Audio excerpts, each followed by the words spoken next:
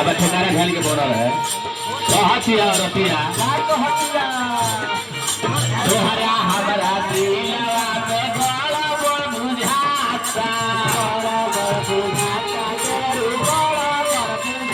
तोहरा हमरा दिलवा में गला बोल बुझाता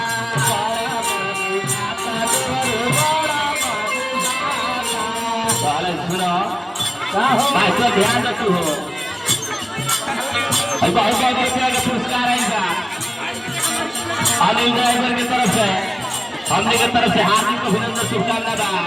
कल लपक लपक ये तोहरा हमारा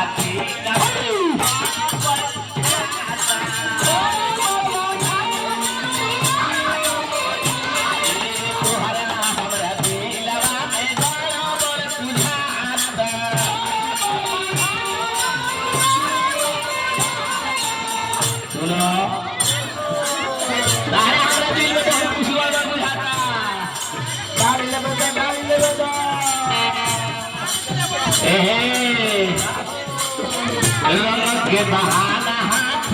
ने बन जाता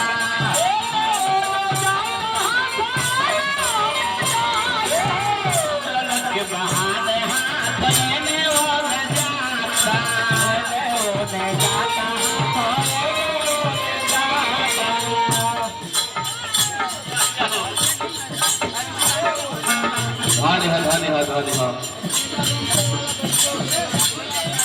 तोहरा हमारा दिलवा में बाउर बुझाता